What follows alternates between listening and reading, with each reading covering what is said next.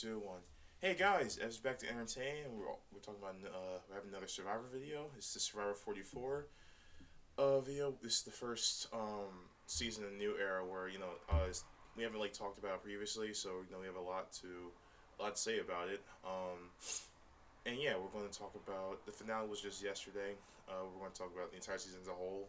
The pre-merge, the merge, finale, and like just things we like and dislike about the season as we usually do. But anyway, of course, I have my special guest here. Hello, it is me once again, Keenan. Nice to meet y'all. All right. Just a sec. Yeah, I can still talk without the headphones. Anyway, so Survivor 44 just ended yesterday. Again, it's new era season, so not that much change between last couple seasons. Before we go on about the season chronologically, uh, we're just gonna state like just a brief like how we feel about the season briefly. Can you want to start?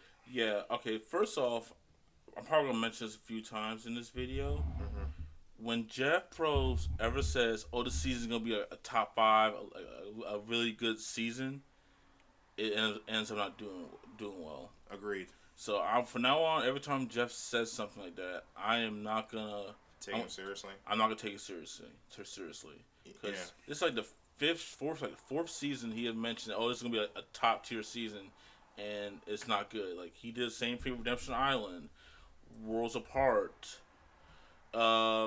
Millennium for Genetic wasn't too bad, but it wasn't like a top 10 season like everybody thought it was gonna be.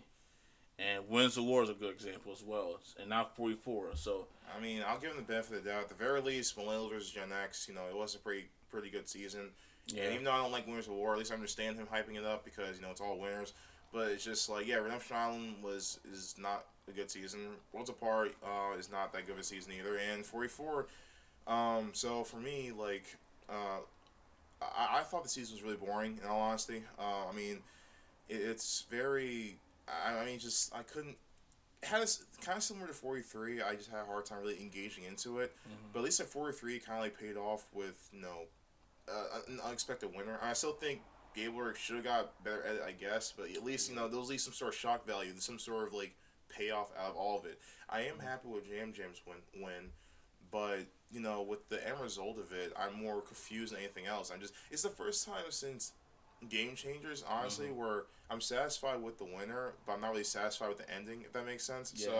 So, because in Game Changers, I just really hate the final three, but I thought Sarah deserved the win. But this one, Jam deserved the win, but I mean, like the fact that Heidi, who had a really strange edit, and just overall really strange gameplay to begin with, was second, and me had it over Carolyn. It's just I don't feel satisfied. I feel very confused and just I feel very empty after the whole thing.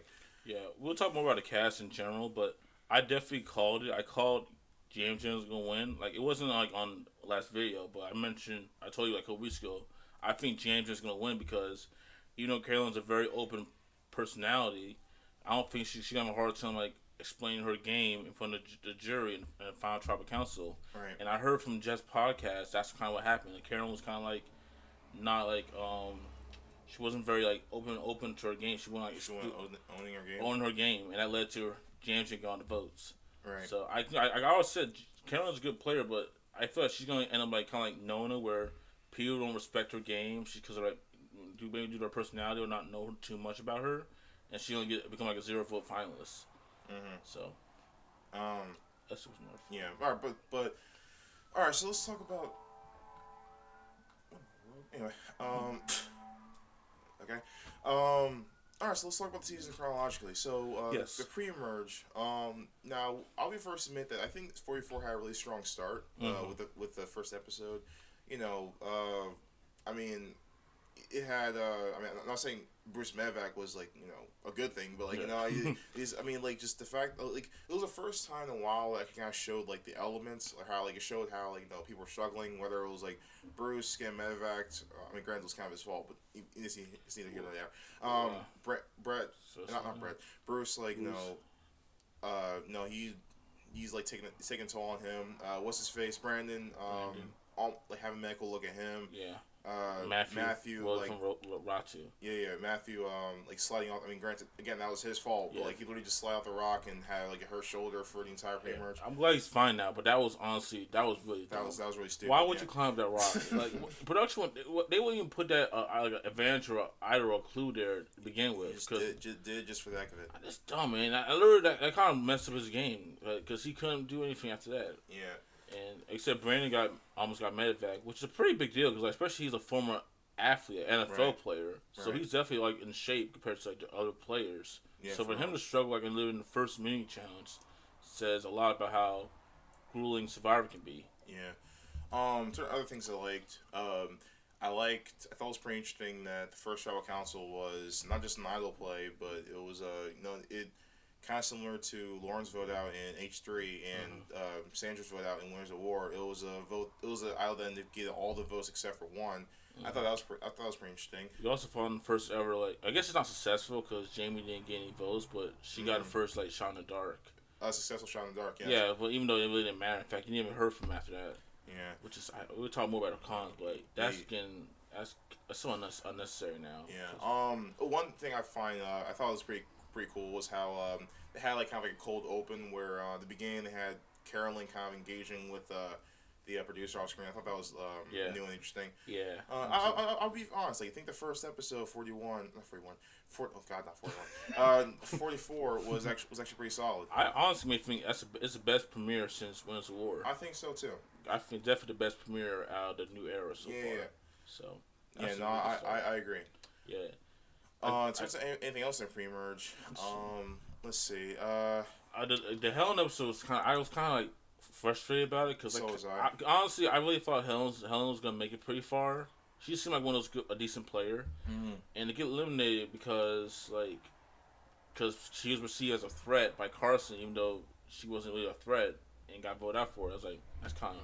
Nah, I still find it funny how I mean, obviously there's more to it, but the way the show perceived it, no, because they make it seem she's targeted for being a threat, and they're targeting her because she's smart, and I don't want to pull the Asian stereotype. It's just I swear no, because I really had no idea why she was targeted other than her being perceived as smart. So just you can't make this stuff up. I wanted to say something like that, but I'll let you do it. Yeah, I mean you can't make this stuff up. No, and that's something we got. I will talk more about it, but I don't know what this season has a lot of people get voted out because they're perceived as threats, but we don't see it. I know it's not just Helen's. Also, we get to the merge, Lauren and Jamie are threats over Patika members because they're perceived as threats, but we don't see that. Yeah. So, no, this season has and this is the same thing for 43.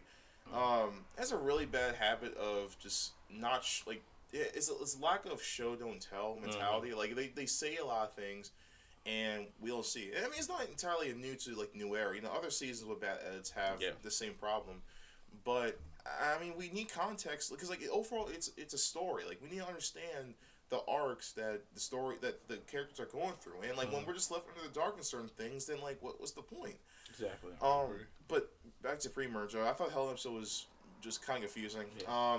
What was next? Claire, I mean, I wasn't mad about it. Because Claire, she kept sitting out in challenges. Right. So, I mean, I understand, but it's just Survivor. You applied for Survivor. You should really, compete in challenges. That's, one of the main aspects of the show, challenges. And I think players, I thought, especially super fans, they want to do something like that because they love, the challenges like that. Right. I mean, that's what she gets. I mean, that's why it's so important, you can't be what's the word? Can't be weak in challenges or not even compete in challenges because especially in the pre-merge where you need strength. Right. Who was next? I forgot who they were. I think it was Sarah. Yeah, Sarah episode was one that. Was it Sarah? I thought it was someone before her. I'll look it up. I thought Sarah was the second to last. Before It's just this is the problem with 44. We season's not bad, but I feel I'm forgetting stuff. It's not as memorable as I want it to be.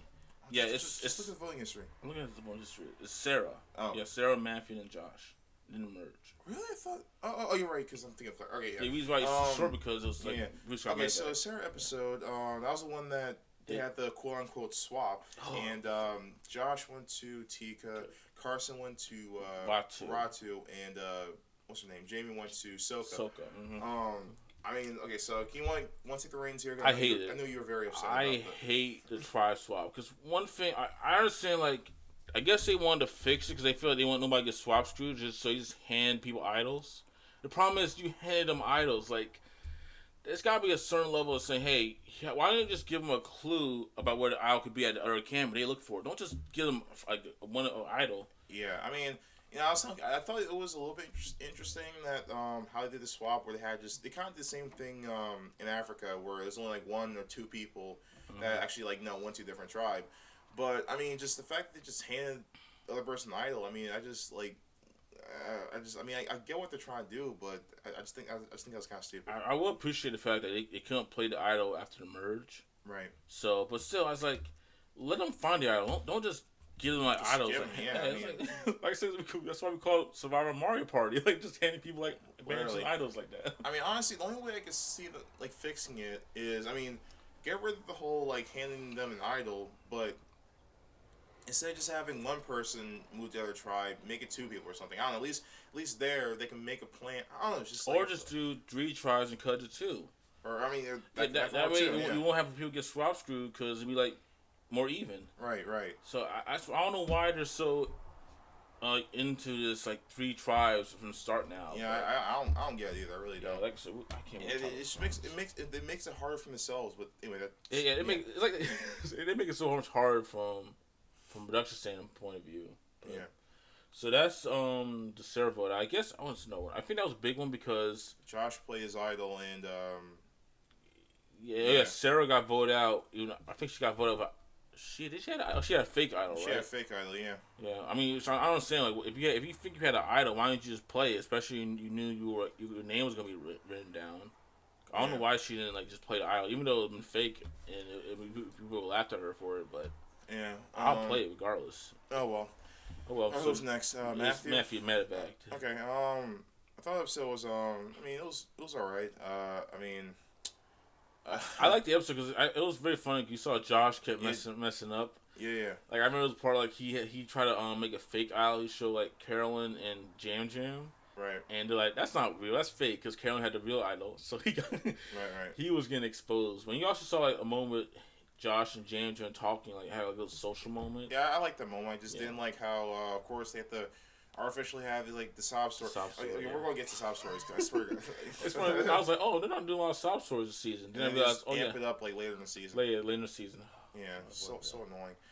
Yeah, and also weird because Matthews Medevac, you didn't see him leave. Like if like someone was up at, someone was kind of like suspicious. I mean, I think they just did that for suspense. To be honest, I don't know why they use. But every time it's a Medevac, they use like so the player like leave. Like get. Well, like, I mean, I think they only did that because they wanted to make the audience seem like that Tika is going to go to tribal council. And I mean, when Jeff did tell them that Matthew left, I mean, it was like right at sunset. So I'm guessing it's a last minute thing. But I mean, I understand, it's not like they went out of their way to make that. But anyway, the point is, I wouldn't knock the episode for that. I understand why they did it, but.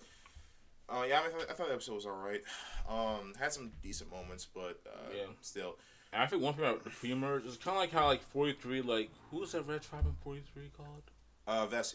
Vessi is like they kind of carried the pre-merge with like the entertaining content. Tika was just like that. I feel like the show was so much fun to watch when Tika was on screen. Yeah.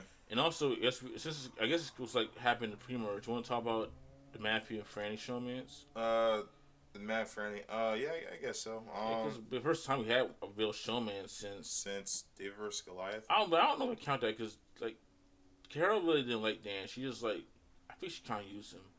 I mean, I think she liked him until like he made a fool of himself at the John vote out. I mean, I don't know. I mean, I still count as sort of a showmance. I mean, all right. I think it's kind of cute that they're still together. So good for them. I think. I'm pretty sure they are. Yeah. But I mean, I think it's. I mean, and they even mentioned at the after show.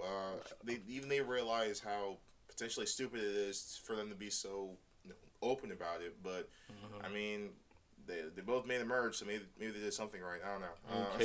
Casuals, they love that stuff. Like showmance. White people love Rob and Amber. Right. So now we're at the quote unquote merge. The mergatory. Yeah. I still hate the whole like earn the merge. Right. The good news is, just like last season, there's no hourglass twist, so that's I think that's thank God. Yeah. But I thought the episode was just kind of like, I mean, it was interesting how they had Josh having some sort of downfall, but I mean, it was just, I don't know, I didn't really feel as much, you know. It felt so obvious. Like you knew Josh was gonna go home like literally beginning of the episode, unless he won immunity. Right. So this isn't the first time that it's been like this. Like, you know, Rogers episode in Amazon. You know, they made it kind of clear from the start that he was going to be eliminated. It's not really exactly a bad choice, but I don't know. I feel like that there's not as much stakes, especially when like half the tribe is like immune anyway. So, you know, it's just. I feel like what they should have done, they should have just called Earn the Jury instead of like Earn the Merge, because that way, I think fans won't be mad by that. Because hey, if you survive this round, you're gonna make the jury. That's just a big deal, especially for like super fans. Right. They should have just named it Earn the Jury instead of Earn the Merge, because literally they all merge together. Why do you mean Earn the Merge? Like, right. I mean, I'll give 4 for this much. I'm so glad they didn't do it this season on like 43, where they had like 43. I don't know. I still think it's really stupid how they only had a mergatory vote and then a merge vote without the jury. Like, just have one or the other. Why have both? Like, I know. They've only had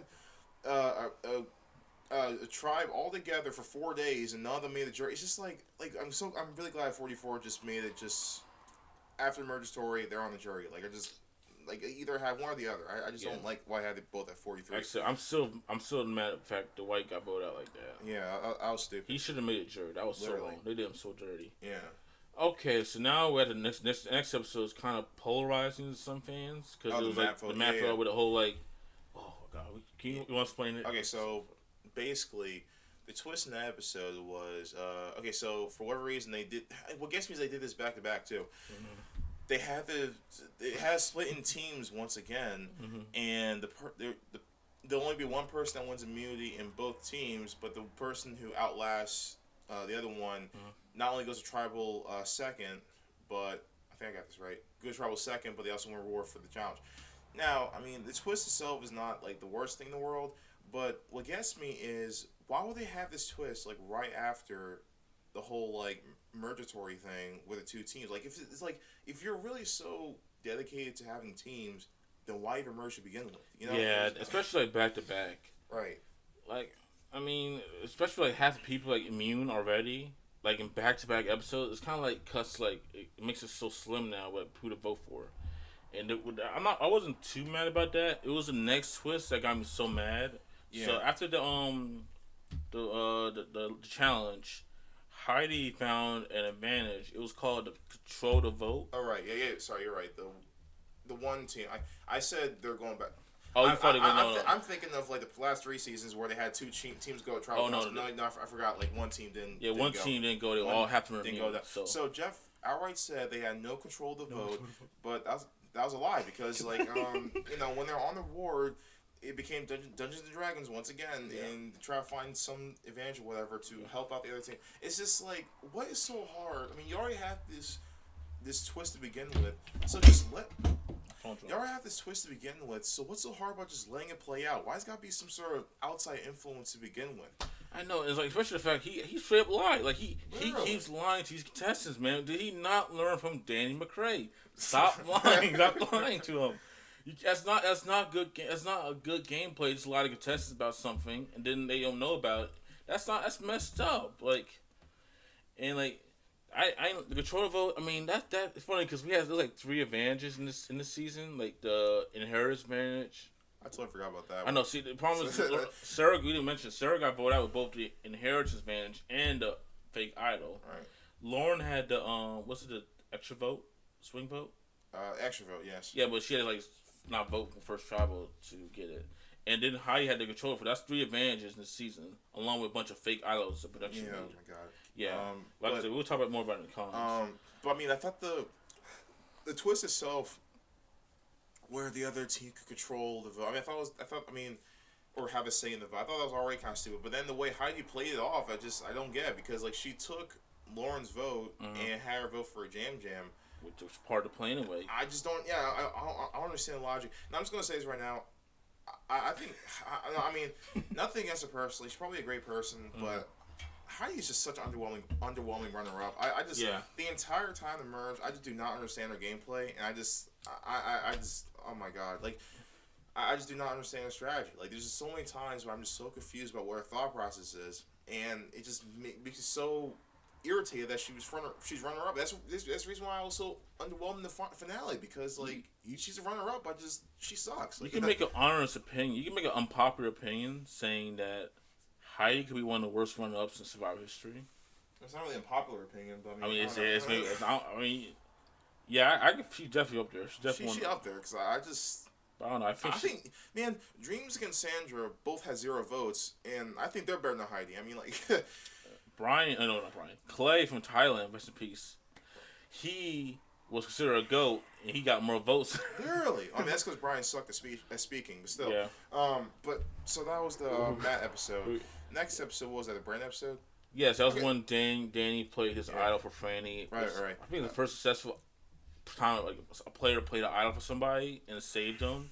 Mm-hmm. It's been a long time. I think since like not even like Winners of War, like 30. The Idols. Yeah, because Karishma played her idol herself. Yeah. Wow, that's the first time that actually happened. Wow. Yeah. I mean, I thought it was. I mean, again, like.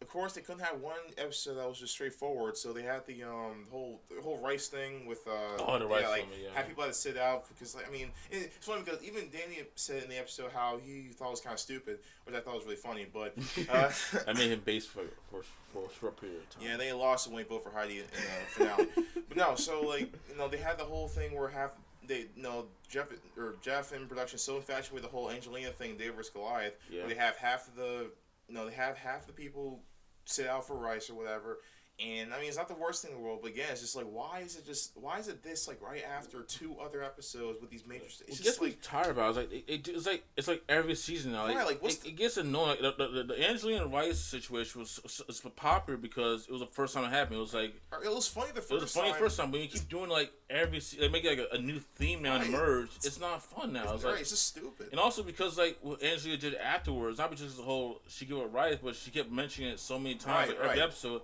That's how people remember it. Nobody talks about it in the new era seasons. Exactly. So I don't know why they keep just doing it. But other than that, the episode itself was alright. I was sad Brandon got voted, but I knew was too. But I thought it was a pretty decent move. What I didn't understand was I remember that I think we got skipped in the pre-merge. He and Danny were like close, and they're like Sanctuary with Carolyn, and that was like funny because Carolyn's like I hate both of them because they were not even talking to me. Right. But then all of a sudden they turn each other. Yeah. So again, there's nothing that Ed left out. I don't know. Left us in the dark about. Maybe they'll say Daniel thought Brandon was a threat now is putting him out, but they don't mention it. They don't mention it. So that, I mean, that was unfortunate, but I thought episode was alright. Yeah. I'll be fair and say the next episode, the Friendly one, was actually pretty good. Mainly because it was straightforward and not too many like too much BS. Was it the one that Heidi voted for Danny? I think who was at the Franny? Was it Jamie? Or no, hold on. No, it was Franny and then Danny. Hold up. Oh my god. I think I forgot the boot order. Yeah, so I forgot about Kane. Yo, we all forgot about Kane. Okay. I totally forgot about the Kane episode. I did too. It was one he like voted out with because Jamie played. He gave him the fake idol. Gave her the fake idol. And Lauren gave Jamie the extra vote, and Jamie played the extra vote on Heidi twice and still didn't get her out. So we gotta talk about Jamie's like idol situation because that got, not gonna lie, it was funny the first time, but I actually kind of felt bad for Jamie because production was picking on her so much. Like every episode, she was like, "Oh, I found an idol. I got my own idol. Nobody knows about it." And every time I show her name, she's like, "Fake idol." They did Jamie so wrong. I'm glad she found out after show. I mean, no, I don't mind them doing it wrong. Just like when people outside the show say that Jamie, was like actually a decent player, I'm just like, I need to see that because I think I just think that she's not an idiot like Heidi, but like it's not up to par. Like, Why you like that? Jeez, how you doing? Come on, man. You're fine. You're fine. You're right. But like she's not up to par. But no, so the Kane episode, I really don't remember it. So that says a lot. Was that the one where Tika finally got control of the game? Tika 3, because that whole big thing was like, in the merge was like, Jam, Carson, and Carolyn joined together, and like kind of like being in the shadows and watching like Sok and Ratu going at it. I think so. Yeah. I don't really remember. I wanted to look at the wiki to make sure. Who won that episode? Was it Franny? Yeah, Franny won 3 challenges before she got eliminated. I legitimately do not remember the episode. Hold on. Yeah, Franny won. Okay. Yeah, because he played Idol for Franny previous episode. Mm-hmm. I literally do not remember the episode. All right, sorry. All right, the point is... It says a lot, doesn't it? It says a lot. I mean, I'm telling you, man. Like, I see like Kageon, Heroes Villains. Like, I remember the episode, like, what happens, like, all 40 minutes of it. Exactly. I don't remember. I do not remember the episode. In the Kane episode, and it was like a month ago. Like, right. I literally remember scenes from Heroes Villains. I haven't seen Heroes Villains since 2021. Right. I haven't seen Kageon live since 2020. I mean, not live, like... Yeah. All right. Okay. So, all right. Okay. So that episode was boring. The Franny episode. That one I do remember. I was wondering why the girls didn't work together, because like the whole like Franny got all the moms like team up and like unite. Yeah. I thought the episode was alright. It was relatively straightforward. Yeah. You know. I mean, that's pretty much it, really. Just straightforward episode. I mean, it's not good or bad, just straightforward. Right. So next is the Danny episode. Is that the one with the last gasp? Gasp. Let me see. I think it was. Yeah, it was because Danny was. I thought it was one with Jamie. Hold up. No, Jamie was the one with Lauren. Jam won. No, yeah, you're right. Danny was the one with last gasp. I knew it. I ain't gonna lie. I was happy to see last gasp again, but then I was thinking like, you know what, they brought it back last season, why didn't they just bring it back again? Like, I mean, why can't we have another old school challenge? Like, I mean, it was cool. I mean, I'm not I know I used to get very picky about them in challenges, but like, it was cool to see the challenge first time. Don't bring back literally the Final 7 again. Like, change it up. And don't get me started, we'll talk about the Final Immunity challenge, but boy, man, I'm losing my mind. Yeah, no. But the Danny episode, it was pretty alright, I guess. Yeah, Karen played her idol for Carson, right?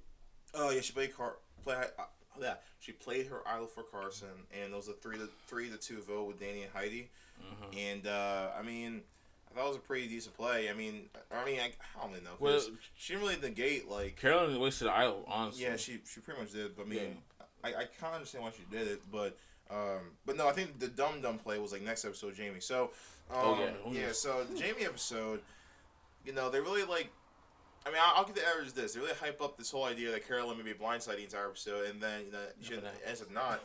But what confused me the most is again Heidi. Like I just hate to dig on her, I really do. But just she not only plays the idol incorrectly, but she votes with the Tika 3, and it's at this point where she should realize that Tika 3 are sliding on neither radar. They're running the show. And she still votes with them. Honestly, like shit, that cost her the game, because if she would have voted out Jam or Carolyn, she probably could have with Carson won Final 5.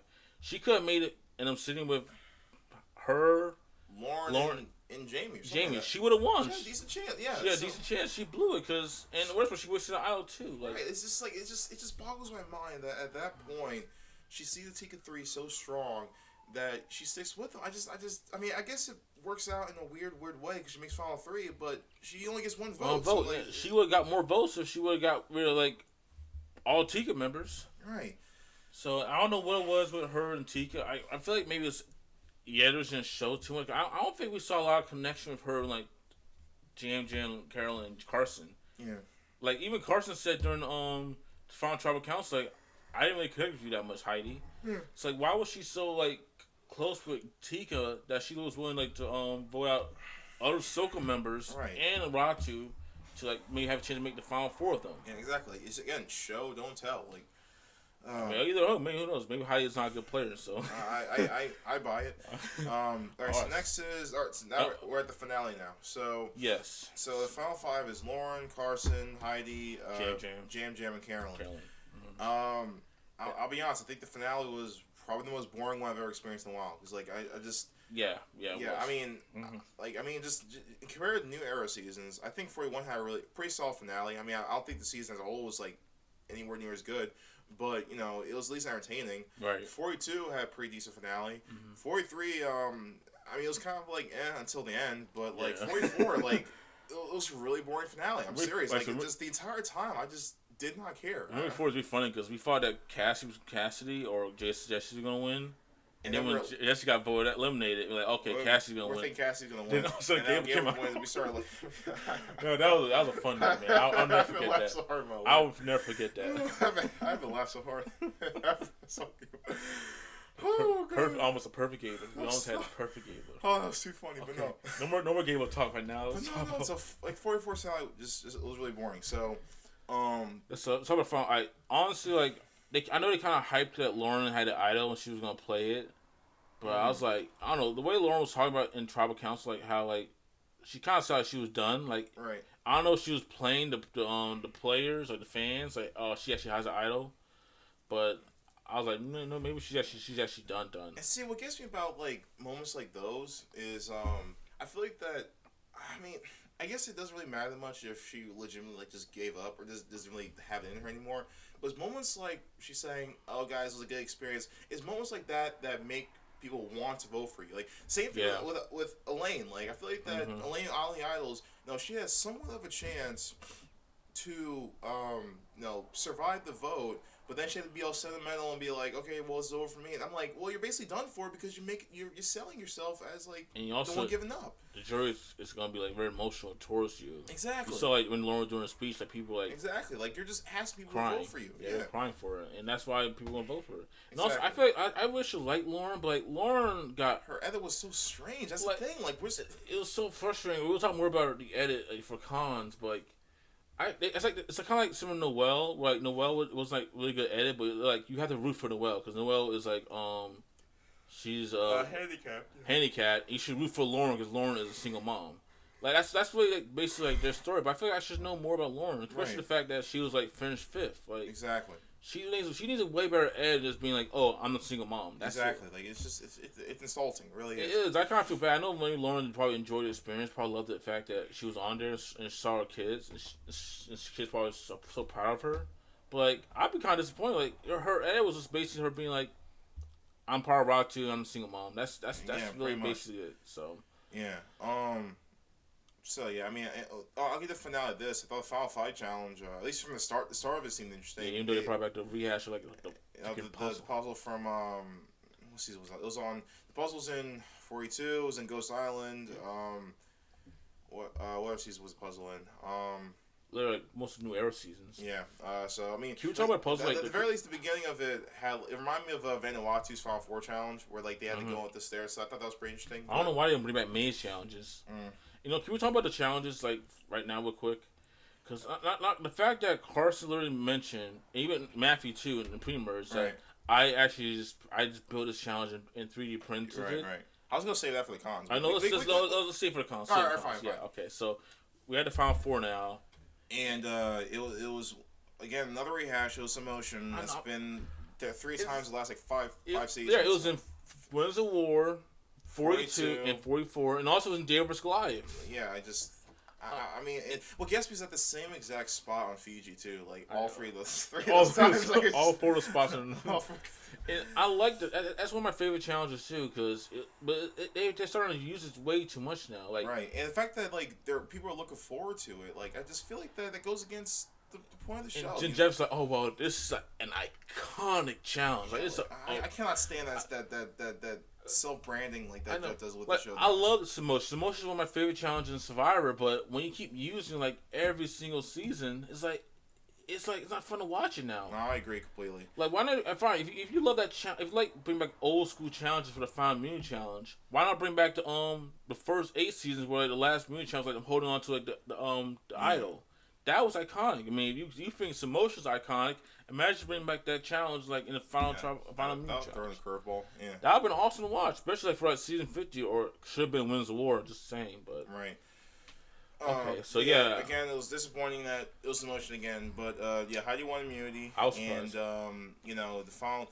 I mean, again, like it was another moment where you think that would be more interesting, but again, I'm going to sleep because I really wanted. I'm kind of salty because I really wanted Tika 3 to be Final 3. Me too. But Heidi threw a wrench now planning. She went to fire and took out Carson, and it's interesting because I feel like this should finally teach production a lesson that fire making doesn't always equate to the best gameplay, because like she's setting herself to fire, but ultimately it didn't really matter that much. I got Heidi's like I gotta build a resume for doing that, and then she still Christ. lost. She only got one vote. That literally should teach production that fire making does not decide a winner. Exactly. Cool. Congratulations, you did it one time with Ben in H3, but after that, it has not decided a winner. There's no point. Like, I mean, the only times it actually like meant something or actually like changed the outcome significantly. H3. I think Go Silent. Maybe Go Silent. Yeah, because if Wendell lost that fire making challenge, Don would have won all votes. They forgot it didn't matter then because Nick was going to win anyway. Okay, changed outcome of Edge of Extinction. Yeah. That's 3. So Ali Isles didn't matter because Tommy didn't even do it. Tommy was safe. Winners of War. I guess. I mean, I feel like Tony will still win anyway, but I guess we'll see Tony and Sarah in Final Trouble. Not like if Sarah would have made. There's a different like alternate universe. Sarah beat Tony in fire making. It would have been like a 2-time winner, and then we had to deal with Sarah being like a number 1 best player of all time. Yeah. Oh boy, I'm glad we don't live now. I know, right? Because that would not be fun to watch. Yeah, that'd be horrible.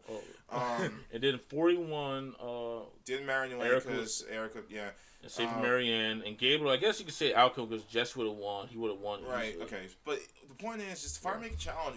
It's not entertaining anymore. It really isn't. Like it's just no one cares about it because as we see in this season, it just doesn't really change the outcome if the player's gameplay is not strong up until this point. Yeah. Up to that point. Even like you say, even though people like Wendell, Tony, and Gabriel, they won, and they was like doing fire making. It's not like that. That was like the reason why they won. Right.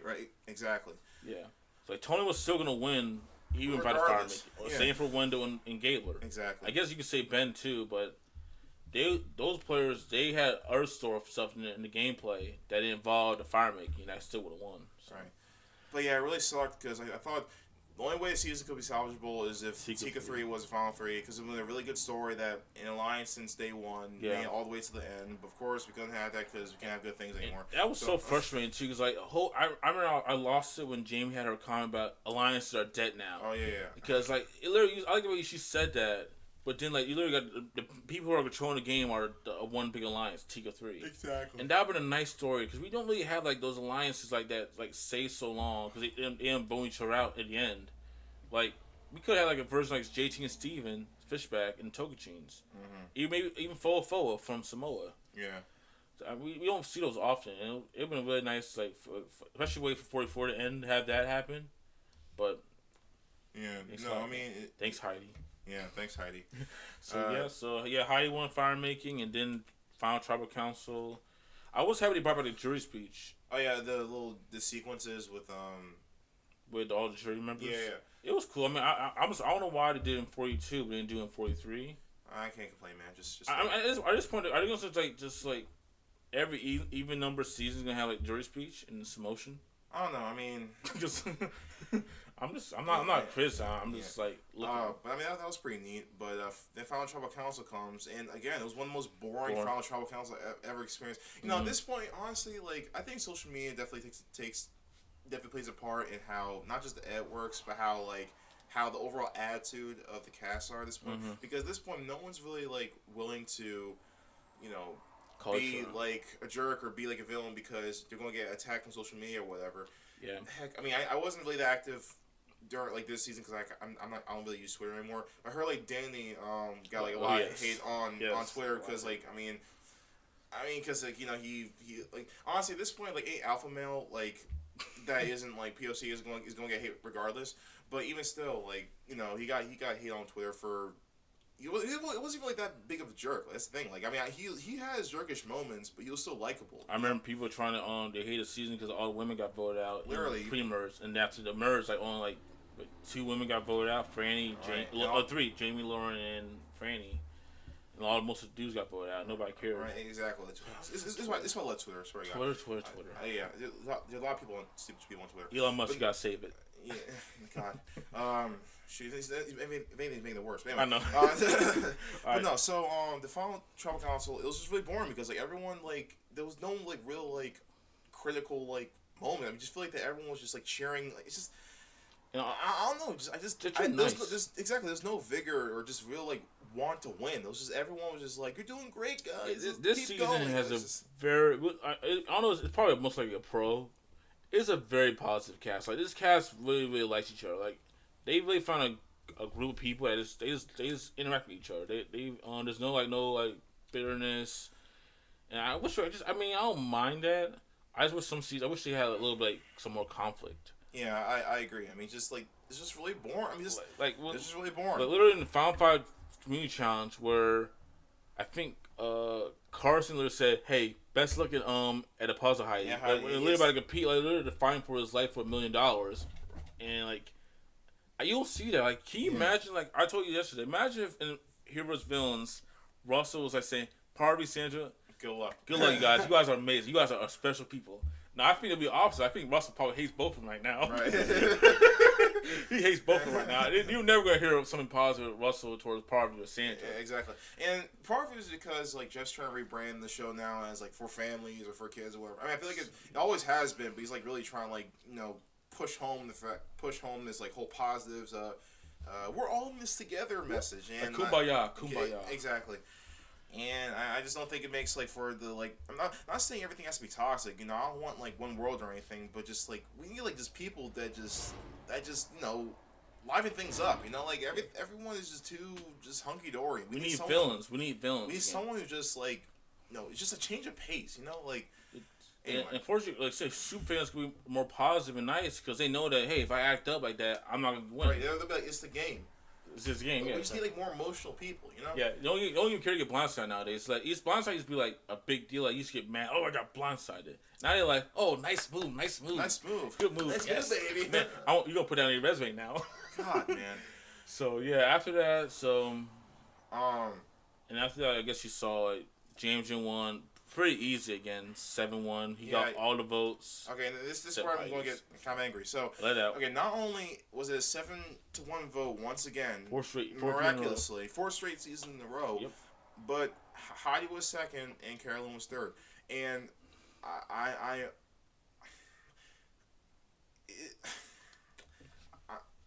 just got time, let it out, man. You got plenty of time.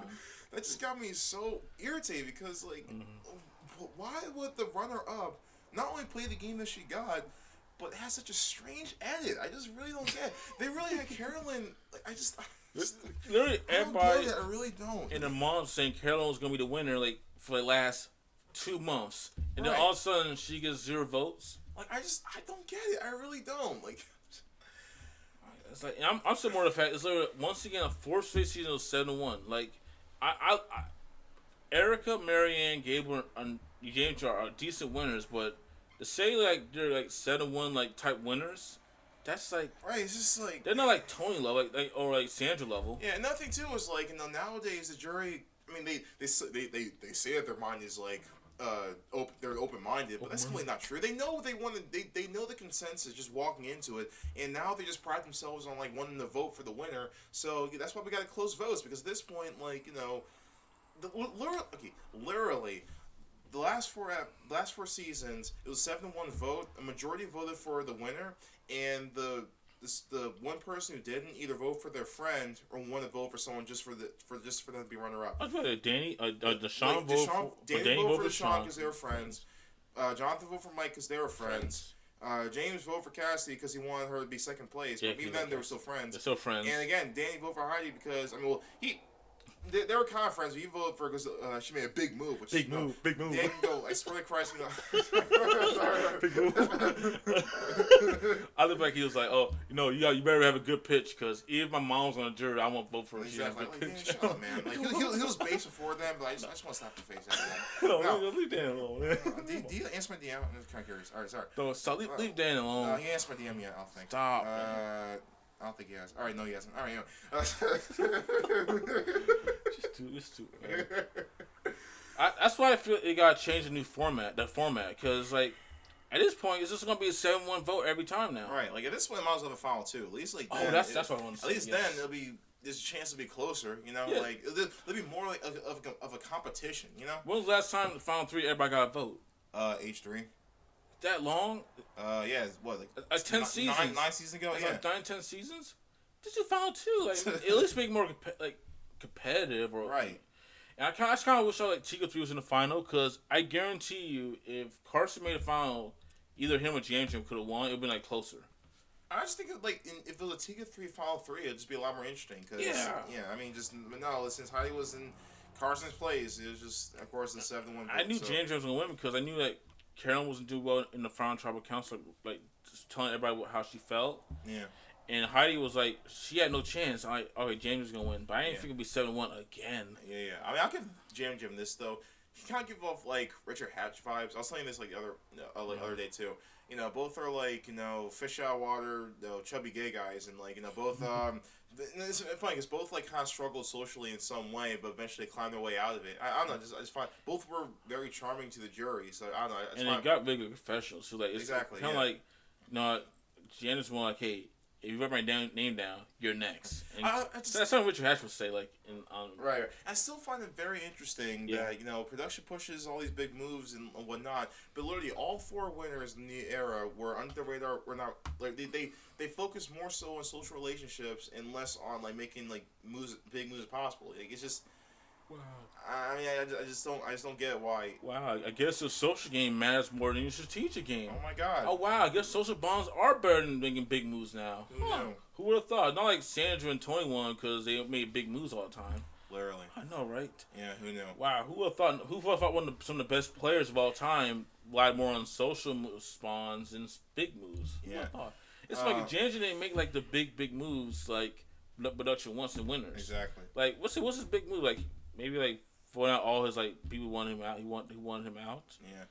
No, he's just a good guy and very charming, and that's how he won. That's how he got all the votes. He was a big part of all the votes because he was part of Tika. Yeah. So yeah. Well, I will say this though, and like, literally when first of all, I'm just gonna get this out of the way. I still don't care for the after show. Reunion is so much better. Case closed. But no. So during the after show, Freddie was saying how Carolyn, you changed my life. I'm inspired by you. I'm just thinking, so why'd you vote for her? You could at least give like over $100,000 for that. Right, like why'd you vote for her? If she changed you out, you could give an extra $15,000 bonus. Literally. Yeah, I don't know I was wondering why did Franny vote for Carolyn? Like, I really thought like someone like Lauren or Franny, even James probably would have voted for Carolyn over Heidi, but no, he just voted for Jam. So I guess they all want. I don't know, man, but no. So they gotta go back to the old tribal format. I don't care. I know you're saying you don't want to Spencer situation. I don't care. I mean, it was a good moment for those players that had like their own view, their own their what's the word? I can't think of the word. Their say in who to vote for, and no one else can sway them not to. Right. But yeah, that was the finale. So let's talk about players a little bit. How'd you feel about Jam as like? I know you mentioned about Richard Hatch, like compared to Richard Hatch. Where'd you like? How do you feel about him as a winner? I thought he was pretty good. He kind of struggled in the beginning, but he climbed himself way out. He climbed himself a way out of it. In comparison to other winners, I mean, I think all the 40s like winners are like I don't know, basically the same. Pretty much, yeah. I mean, entertainment wise, I guess he's on the upper half because he didn't have as much of a under radar edit as Erica or Gabler, but he was pretty funny at times. No, I am satisfied. I'm glad that he won. Yeah. But I mean, as long as him or Carolyn won, I wouldn't be fine. But I mean, I think he's a decent winner. Yeah, I think so. I don't think he's like a top tier winner. Definitely kind of like he's kind of like in the Erica Marianne range, like maybe I don't know top 20, but definitely like in the 20-30 range. Yeah. So yeah, I mean I was happy Jam won. In fact, it's funny because when we first saw the cast photos, we saw his name. We thought it was Yam Yam. Like Yam Yam. Imagine Yam Yam wins. He ends up winning the whole season. Win the whole freaking thing. I know. We apologize, James. We're sorry we called you Yam Yam at first. We didn't know. We forgot that in Spanish, the Y makes a J sound. We're sorry, Jam Jam. We're sorry. We're sorry. I still want to call you Yam Yam for fun. Anyway, so anyway, you cringy. Sorry. All right, so all right. How do you feel about Carolyn? Because Carolyn's definitely like I like Carolyn. I mean, I think she's honestly that character that we needed in New Era seasons. Yeah. Someone that knows the game but isn't so fixated. Like it's refreshing to finally have a character who's like, or a person that's like kind of emotional, or like just someone who doesn't see the game as just a game but realizes like it's about relationships. I don't know, it's just very interesting to just have not entirely game boss for once. Yeah, it's weird. She's definitely now in that officially like that whole like Coach Shane Powers, Debbie, Nora. Who's some other good well-known characters? I'm trying to think. Fair Play. She's definitely in that range now. It's like those popular, like, fun characters, like, people love to see on TV. And she definitely gonna be like, I won't be surprised she definitely gonna come back, like, in future season, because she's definitely, like, definitely gonna be one of the most popular players in the whole new era. Yeah, no, I think I really like her. I do find it ironic that she played a lot of emotion, and she still lost because she didn't really express that emotion at Final Tribal Council. That's kind of thing like these like characters like Debbie and Nora, like they like very very flamboyant, but then like when time comes like them like to do something, they kind of like I won't say freeze up, but like they don't like express themselves. Yeah. So all right. So they want to talk about pros and cons then. Yeah, any other players you want to talk about, or Peter Parker, aka Carson? Oh yeah, Carson. Peter Parker, he's pretty cool. That's for you. I mean, if we talk about everyone, we'll be here all day. But yeah, overall we'll talk about the cast. Okay, so in terms of positives, I really like the tribal council setup. I like the whole chessboard aesthetic that they have. I like the I really like the I thought the immunity necklace looked really lame. But I like the sword and shield aesthetic they had for I call it Pokemon Sword and Shield. Yeah. Anyway, so I like the sword and shield for the immunity. I think the 44 had a very distinct aesthetic. I also I really like how the merge buffs were like black and red. Yeah. I thought that was really cool. I think 44 like presentation wise is a step up from the last few seasons. The cinematography is beautiful. The camera work is actually really good in 44. It made me actually like Fiji for once, for a little bit, for a little bit. For solid. If you say you want to go back to somewhere else, like I'll definitely agree. Like, for a solid 10 seconds. So I guess you want to mention the cast. 'Cause I guess the cast is definitely a positive. Yeah, I think cast overall is pretty solid. It's very. I appreciate how they have characters like Carolyn and James, just people that are very lively. Probably the only gripe with the cast is like there's a lot of like I don't know, for whatever reason the new era seasons like the cast like a lot of misfits, and I mean it's not yeah, a bad thing. I see what you mean. But it just seemed like that they actively go out of their way to not cast like regular people. Like everyone has to be like literally every single person has to have like some sort of tragic anime backstory. It's just like I don't know. I mean that's fine. I can relate to it, but it's just like I mean like not every single person has to has to have like some big elaborate story when going on. It's just like. Yeah, because sorry, go on. I was saying, it's okay for people to, and this kind of relates to the whole sob story problem that we're going to get to later. It's okay for people to, not every single person is going to have, people don't realize that, you sometimes get growth from being on Survivor. Like, I'm thinking Rob from Thailand, he was just a really annoying, young dude, but he, grew as a person when he was on Survivor. It's just like... Yeah, you saw with this Lauren, we saw, even Jeff mentioned how Lauren, you have transformed on the island. Right. So, you definitely, like you said, you're right about that. Yeah. What are some other positives? I like how the cast was, what's the word? Of course, it's going to be diverse because, it's a new era now. Definitely more people in the. I don't got nothing to say about the cast. Cast is great. I think it's the second best cast behind 42. I think so too. I don't know why we won't give 42 the props. I think 42 is probably one of the best casts ever. Yeah. There are other things I liked.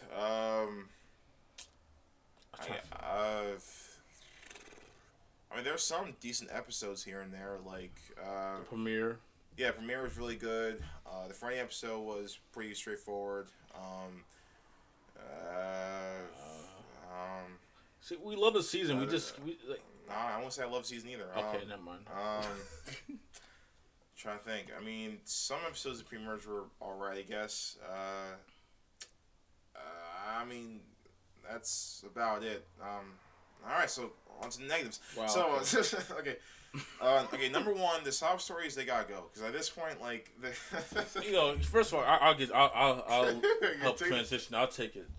Take the way. Listen, I was like, okay, pretty good. We only got maybe like one sob story, too, with a whole like, I think Matthew and Brandon. Okay, not pretty good. I guess they kind of lowered down sob stories, and all of a sudden they came out of nowhere in the merge. Like, right, like every single person has sob story. And the worst part is like you know they're gonna make it far when they have a sob story. Like, I knew Jamie was gonna win Survivor because she didn't get a sob story. Exactly, like it's predictable at this point. And it's like they put it at the weirdest times. Like literally, I remember Carolyn had a sob story. Like, I think it was like episode like 9 or 10. But I already knew about Carolyn's like whole life, so why are we getting her backstory and flashback about her life? Like, she mentioned so many times about her kid, her son, and all the other stuff she went through. Exactly, like production. Like, we don't want like an abundance of American Idol-esque like backstories. Like, it gets so old after a while. It's so old now. Like I said, and the worst part, at least if you're gonna get a backstories, give everyone a backstory, because you make it so obvious people who are not gonna win don't get backstories. Or just like have it be organic, or better yet, just like make it last. Like, don't make it just drag on and on. Just like say, like, okay, I'm trying to think. I guess Carson, like the way how Carson like explained his self-confidence thing. Have more of that. Like, that's what they used to do. They used to do that all the time. That's how they edit. That's how they live reality TV. That's how they edit like sob stories like that. Like, just quickly mention what hardships they've been through and just leave it at that. Don't have like this whole like they have like pictures of the picture of the kids, like, oh, that's what. Look, I don't care for the kids. I want to see the players. I don't care. I do not care. I understand. I understand Lauren has a single mom, but stop showing the flashbacks. Right. It's just so inorganic. Like, really, it's just literally it seems so manufactured. Yesterday, I was on my knees like sob story. And Carson was getting a sob story. I was like. It gets so annoying. It gets so old. It really is so old. I don't get, like, I thought they did pretty alright in 43, but like, actually no, I take that back. No. I distinctly remember when Sammy got his sob story. That was the episode he got voted out. So it's just like he basically got sob story. He's like, he's about how I love a mom. That's like come on. Wasn't even no basis. So I was just like, I love a mom. Okay. And Xander got 41 because Xander was like he was fat. Okay. I'm like, that's it. I mean. That's okay. My God. Like I said, sob story. It's got sob. If you want to do a sob story, do the way you did Carson's like last episode about the confidence. Yeah, exactly. Where no like pictures of him is, you just have a straightforward him talking about self-confidence. Because they actually did that for Caroline. Caroline had like a whole about being like weird and all that stuff. Right. And then all of a sudden, last minute they pull a flashback of her from her family. Like, oh my God. Right, exactly. Like, you literally had everything right. You had a good like 2-minute segment about Carolyn. Then all of a sudden, last 30 seconds, you had to show like a flashback. Exactly. Oh my God. Okay. All right. So, anything else I hate? The editing. I was going to talk about challenge, but we can go do edit. We can do edit. The editing is atrocious. Yeah, editing was just. It was some of my worst 43. I don't know how it's possible. Because 43's merge edit was really bad too. Like, I literally could not. We literally forgot about Kane like 20 minutes ago. We didn't know who Kane was. And all time, I can't remember forget what he looks like. Literally yesterday, I was like, "Hey, who's that guy?" Oh, that's Kane. They did him so dirty, and the only thing I remember him from is Dungeons and Dragons. That's and Jamie got really bad. And not only that whole fake idol thing, but I didn't even see her like in the game. And then I heard about like from Rob has a podcast that. She was actually a really good player on the island. But we don't see that. Same thing with Lauren. Like, she's invisible for like a fair amount of episodes, and then all of a sudden people worship her and think she played a great game. They're gonna mention how like in like Rob has a podcast when she does an interview that she was like a really good player. That she was a big threat, but we don't see. Like, show don't tell. Like, it's not that hard. How are you gonna tell me that Lauren and Jamie are bigger threats than Tika 3? If you don't show it, exactly. Like, that's why I was so confused about that Jamie episode. Because like, how is Jamie a bigger threat than Carolyn? Exactly, and they make it hard for themselves. Like, I just see what gets me about Jeff adding like a bunch of like twist advantages is just like from a storytelling perspective, they make it hard for themselves because Like, it's easier to edit around 18 people just going at it. It's much harder to edit that alongside with like all these other twists and whatnot. Like you're making it harder for yourself. I really don't understand it. I really don't. It's hard to tell a cohesive story when there's so much other like different plot lines in the background. What was the thing like Once Upon an Island said? You mentioned a couple videos ago about Survivor's story. His tagline is like every season is like a story. Their main characters, comic reliefs, it's like villains and heroes, something like that. He said their main characters, sidekicks, comic reliefs, and villains. Like Survivor is basically a story, in that when they like, for example, Edge of Extinction has like the reason why I hate that season because it's just a sloppy story. And that's mainly because of Edge of Extinction, how the winner just like went to this island for most of the game, just come back out of nowhere. It's filler. It's filler. It's a horrible story. After Chris got voted out in Edge of Extinction, until he came back, the whole rest of that whole merge, all the stuff that happened, was filler. Right, hypothetically, what if you're watching a movie and like the main character is supposed to defeat the bad guy at the end? He's like disappears for a majority of the movie. And he just comes out. It's not a good story. Like these stuff like this is not telling a good story, and just productions make it hard for themselves. It also doesn't help that they have 3 tribes too. It's just like. They're making it harder for themselves, quite frankly. That's why they need to go back to 2 tribes. Cause it was so much easier to edit 2 tribes in one season compared to 3. Because you're always gonna purple edit one tribe out because that's just how it is. Right. Who knows? Like the whole 90 minutes, like next in 45, maybe that'll make a big difference. But I don't think it is like people think it is. So I think editing was absolutely abysmal. It was a shame because the editing was actually pretty good in the pre-merge, but just fell off at the merge. Yeah, I just don't get it. Really another thing, they kind of pull like someone like Russell Hands and Samoa. Like they focus so much on Tiga 3. Like, and I love Tiga 3. Carson, James, and Carolyn are great like for stories, but you gotta show some of the cast members. Like one thing about Samoa that a lot of people don't like is Russell has so much. He literally had 90% of like almost the whole confessionals like each episode. And then when he lost and then Nally won, like people were confused. How did Nally win? And it really takes you. Like, you gotta watch Samoa like once or twice, like 2 or 3 times to understand why Nally won. Yeah. And not everybody's gonna do that. How you gonna get people to watch Survivor if you're trying to like make this? Yeah, it's such a shame because like, Samoa could have really been like a top 10 season if it had good edit. Yeah, everything. I know we were talking about who knows talking about seasons in general, but Samoa literally had everything like the conflict, a great villain, some decent heroes. Underdog, but it got ruined because they focused so much on Russell. Exactly, it's it's obnoxious. It's funny because Samoa's still a decent. I think it's still a top tier season, but it would have been way better. Probably a top 5, top 10 season. Yeah, but back to a worse season. Yes. 44. Editing was really bad. We gotta talk about advantages and idols. Okay, all right, cool. All right, so again, like they just don't learn. Like it's just let's take account of all the idols and advantages. So there was the inherence advantage that Sarah had, the idol that Matthew had. That's 2. The idol that Danny had. Mm-hmm. The idol Carolyn had. Then you had the idol Heidi had. All right, so then we got that. Okay. I think I'm missing one. Danny. Oh, then you already mentioned Danny. When Matthew had an idol. I already count Matthew. Okay. What about let's do advantage real quick. Lauren's advantage, the extra vote. Heidi's control the vote. That's control. And then Carson, Jamie, and Josh got 3 idols. So that's 3 idols. I'm already losing count. Like, that's 10 idols advantages, and we didn't mention the fake idols. It's like Sarah had a fake idol. Who else? Jamie had a fake idol, and who's another? It's the fact that I already lost count. That just speaks volumes. Like there's so much. Like if you count the fake idols and all that's like real idols, that's 12, 13 advantages in the idols. It's ridiculous. Like, why don't they learn? That's like Isle of the Idols type numbers. I just don't understand how they make the same mistake over again. And well, I guess we know the funny thing is the best episodes in 44 were the ones that didn't really involve idols. That's why I feel like people like the merge beginning because there was literally just them playing survivors, no players, like no big time twists. No big time Rice Dilemma, just players playing. I don't know why in the pre-merge you gotta put all this so much chaos. Bro, I don't need a freaking spreadsheet when I watch Survivor. I'm trying to watch like this shit. If you just make if you just limit the idols advantages, that's fine. Honestly, I don't know if you care about it, but I hate the production made fake idols.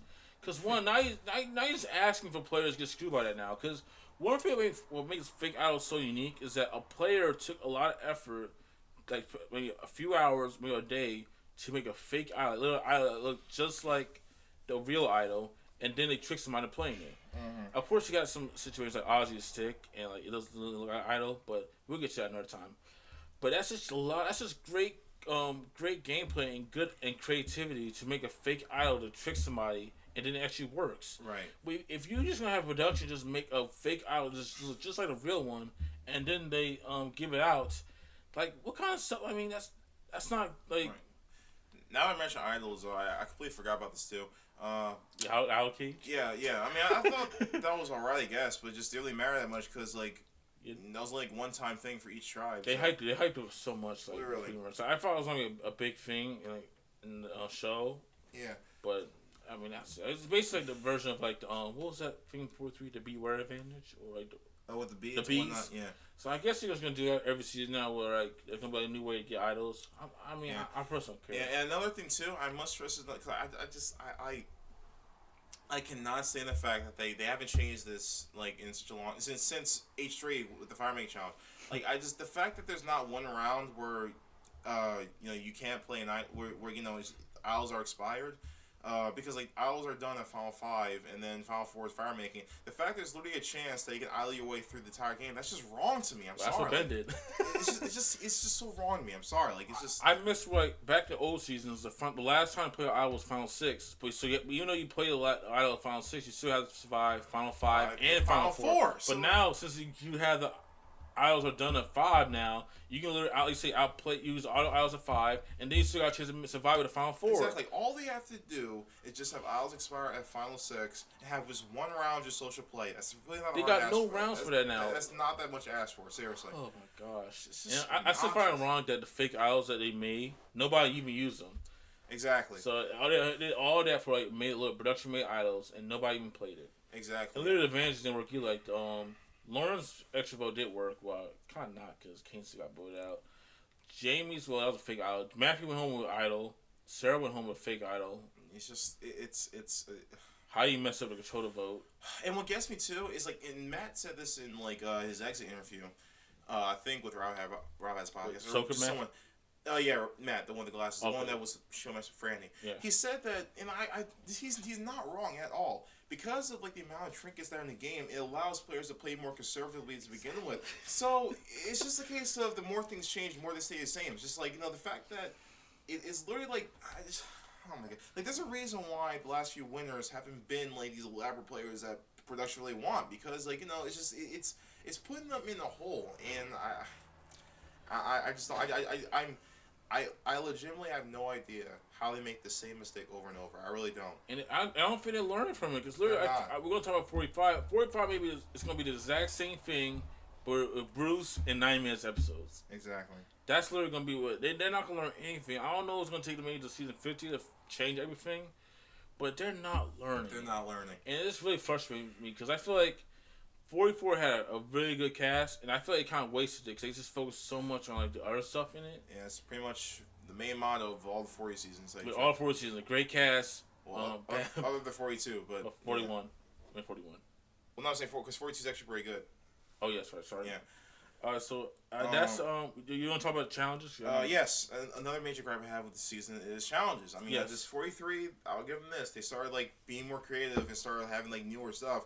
No, here we are again, just rehashing like a bunch of challenges from old. And it's just lazy. Like, and again, what ticks me off the most about this, and you saw this coming, is the fact that Carson like studied these challenges at home. Like that's just the fact that someone can like learn like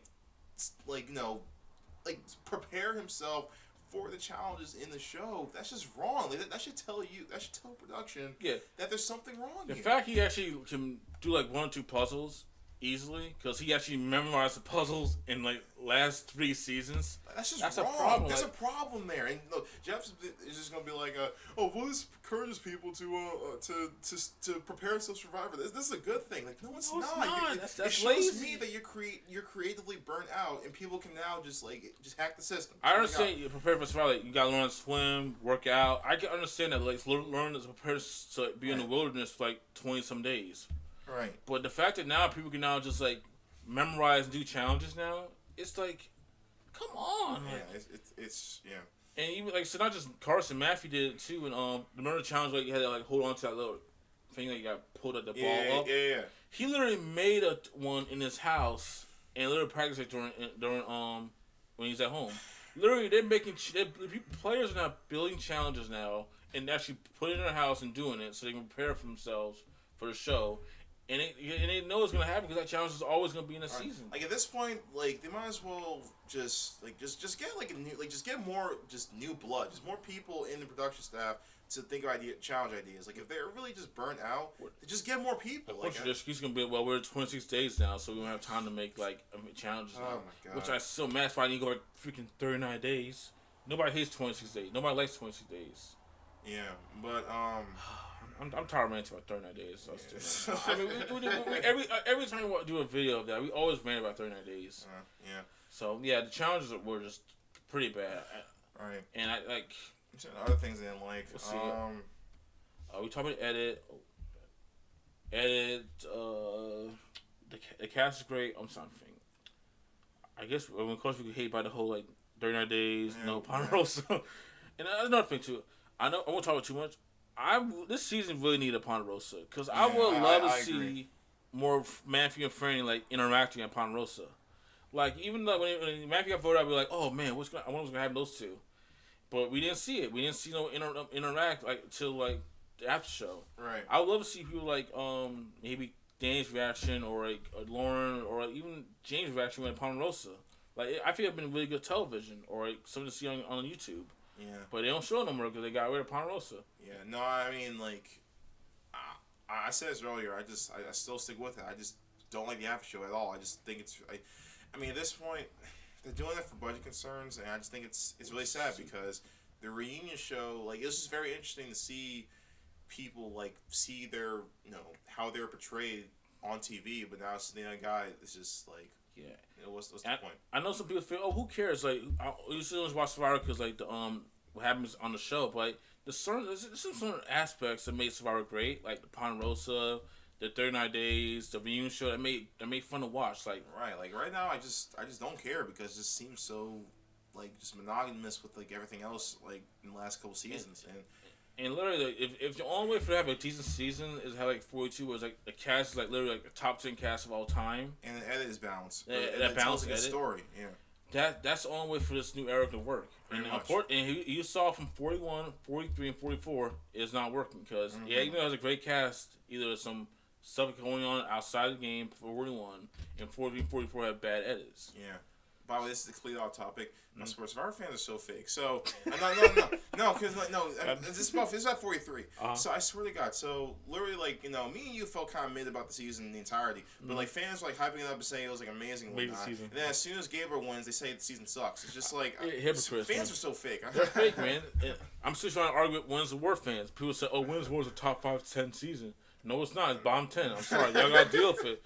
Just because Tony won, I'm glad. Tony won great. Amazing. He's definitely one of the best winners of all time.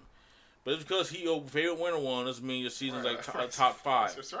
Earl's our favorite winner of all time, but I'm not going to put Features in the top 5 seasons. Exactly. I'm just saying. Exactly. I'm sorry. I love Earl, but he's not Fiji's not a top 5 season. I'm sorry. I love Gabon, but it's not top 5 season. That's because he's like a player doesn't mean a season top 5 or top 10. No, for real. Speaking of like seasons, so where would you rank 44 as a whole out of 10? Out of 10, I'll be honest, like 5.5. That'd be generous. I thought the season was really boring. In all honesty, I think the ending that like. If Tika 3 was Final 3, it definitely would have went up a bit, but, like, this Final 3, like, I mean, it didn't really suck, but it's just, this season was just really boring for me. I honestly, I think 42 is definitely better. I'm going to give slight edge 43 to tell you the truth. Me too. I mean, like, honestly, I can't believe I was saying that. I really thought, like, literally most of the time I thought 44 was better than 43, but after just finale, like, I'm just realizing that, wow, this season was just really boring, so I just, like, I honestly think 43 might be slightly better. I honestly, it's maybe a hot take. I think 44 is not even a top 30 season. I think so too. I don't think it's bottom 10, but it's definitely like below average. It's like the Worlds Apart Thailand range. I think so too. Because like, it has a great cast, But I just felt like, due to the bad edit and like sloppy other stuff, like bad challenges, like Yeah. just like it just you can't just have a good cast and have a great like top tier season every time.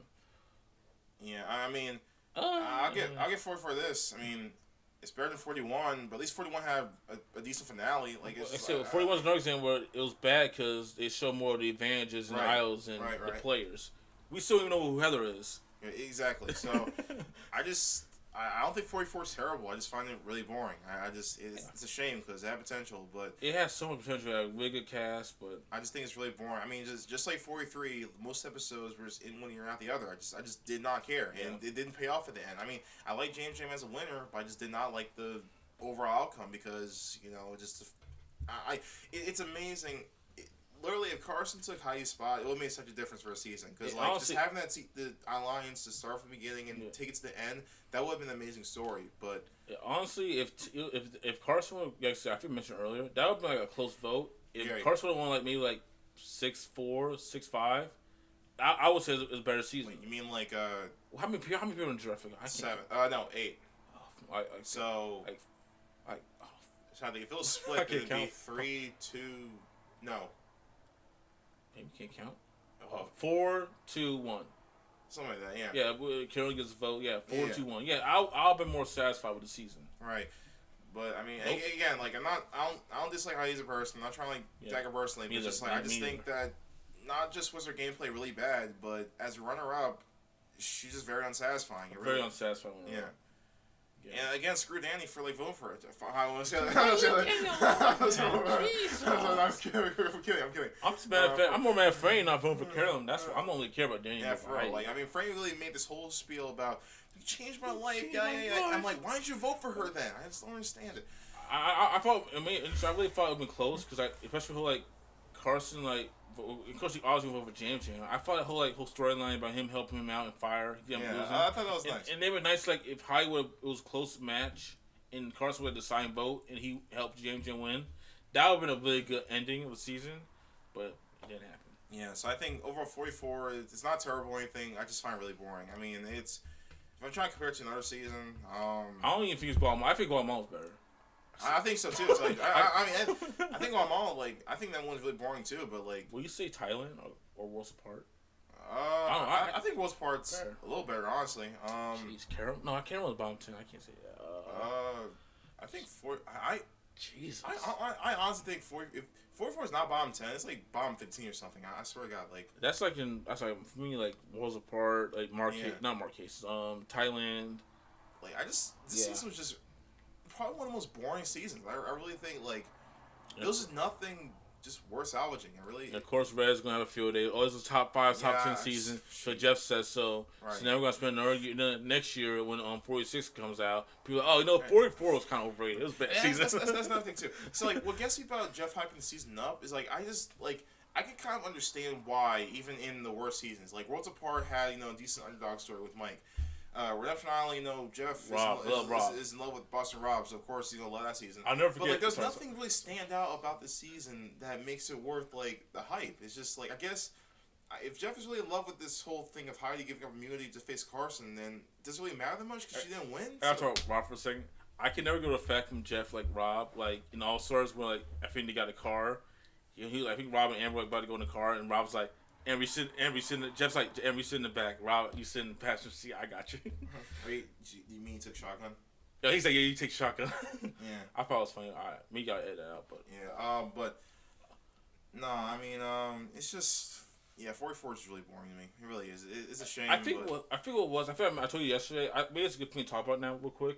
I think what made Jeff like 44 was that one of the casts was really positive. He said Jeff Lee wants to survive, but kind of like a family show now.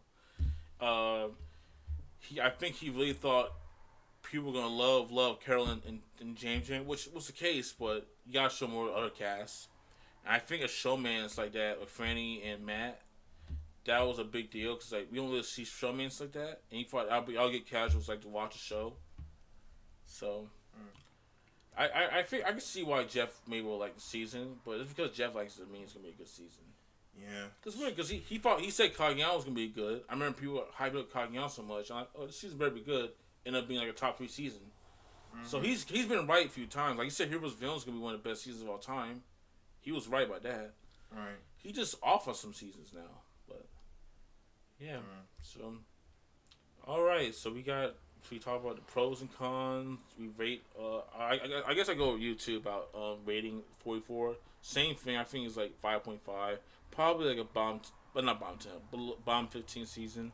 Yeah. So. Oh well. All right. So now quickly, it won't take too long. Let's talk about 45. So as you know, as I mentioned earlier, 45 is gonna feature Bruce. Bruce is gonna come back. He's gonna be the first like new era returnee to come back in the season. Yeah, he's basically the Jason Sepultis of Survivor.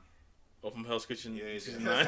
So I guess by that, she's gonna end up winning. He's gonna be runner. So if you can bet, Bruce is gonna be runner up of season 45. So yeah, that would be funny. But I hope so, because I feel it'll be interesting because Bruce, like he got medevac on day 9, so he has not like he has like a huge advantage compared to other players. No, he didn't get medevac day 9. I'm sorry, I'm an idiot. I'm an idiot. I meant day 1. I'm so Yeah. sorry. He got medevac day 1, so he doesn't have like the big advantage like other returnees have. Yeah, it's kind of like Philippines where let me get close to Mike. It's kind of like Philippines where I mean those 3 returnees, but I mean they didn't have that much of an advantage over everyone else because they're all medevacs. So I mean, yeah, it's sort of an even playing field. Yeah. So I can't wait to see Bruce. Like as you know, the episode's gonna be now 90 minutes long. We literally say Jeff change everything, like get Ponderosa back, do 39 days, and Jeff's like, nah, I'll do 90-minute episodes now. But I heard, I don't know, I think I saw on the podcast. Apparently, the auction may return in 45. Yeah, I saw that in Reddit too. So I mean, that's gonna be nice to see the auction back. But knowing Jeff, he's probably gonna put like 4 or 5 advantages in there now. So, but I you know what, that's still a positive note. Like if he's actually finally listening to the fans, which I doubt. So it would be nice to see the auction. We're definitely gonna talk about when 45 airs. It's been like a long time since season 30 when the auction came back. So almost 15 seasons about it.